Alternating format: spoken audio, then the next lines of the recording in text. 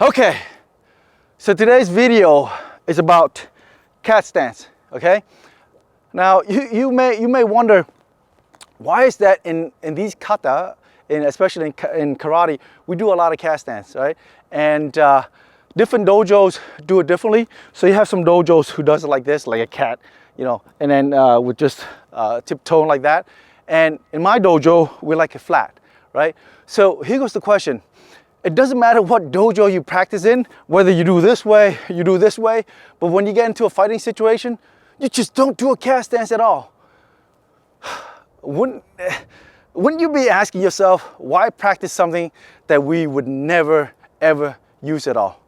Here goes the reason why.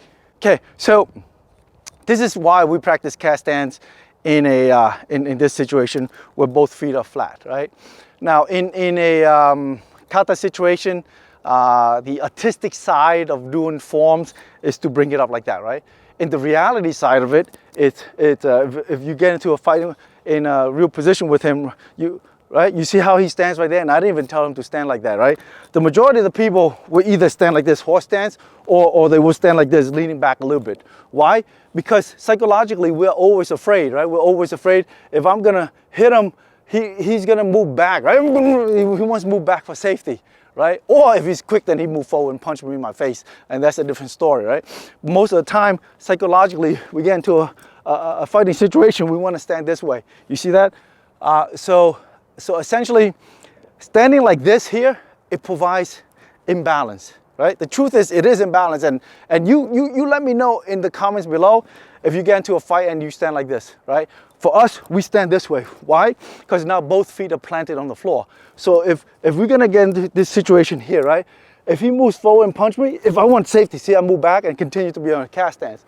But if he comes forward and I want to also hit him, move lateral, I'm here and I step out. See that? I move lateral. It's much easier to transition between a cat stance versus a horse stance fighting, okay? Now, if you watch MMA, you see these guys, they stand like this. They stand in a fighting, a walking stance, so like this way here, right? But essentially, as they're moving like this, it's somewhat over to a cat stance, right? Moving like that is cat stance, right? And then it allows them to transition like that.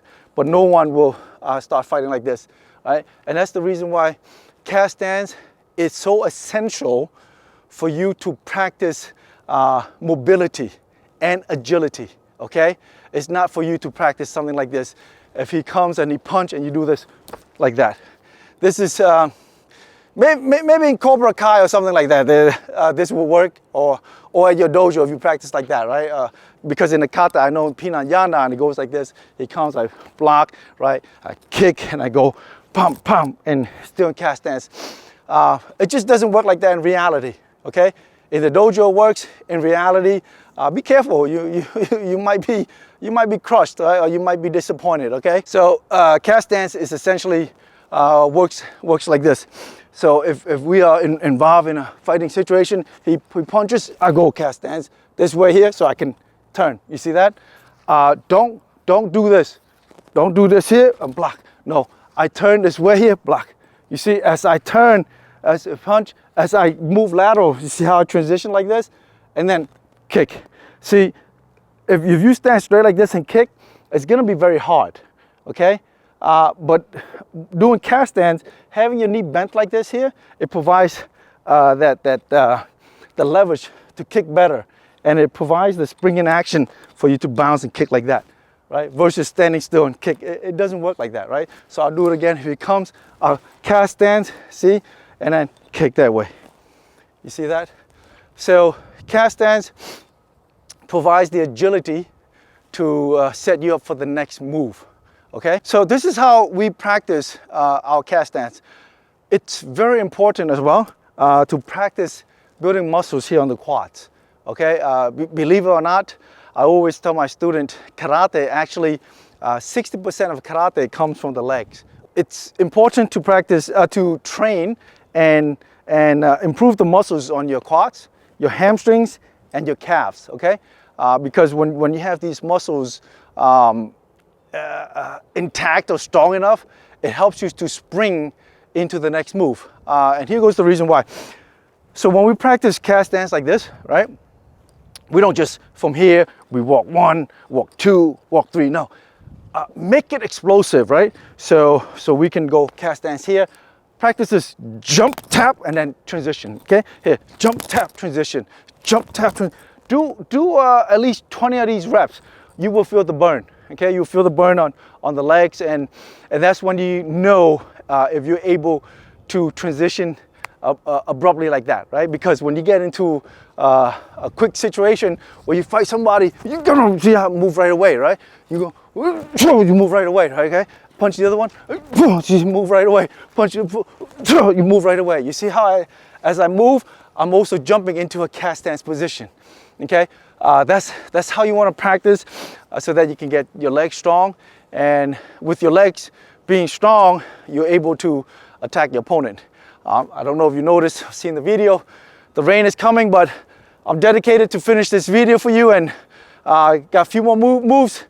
Come along. If you like what I've been showing you, click subscribe, put some comments below, make sure add some likes as well. So here goes some of the moves. So let's say he comes in here, you see how I move down like that? So instead of just doing like that, right? If I go down, I hit up, right? So go, see, I go back forward, okay?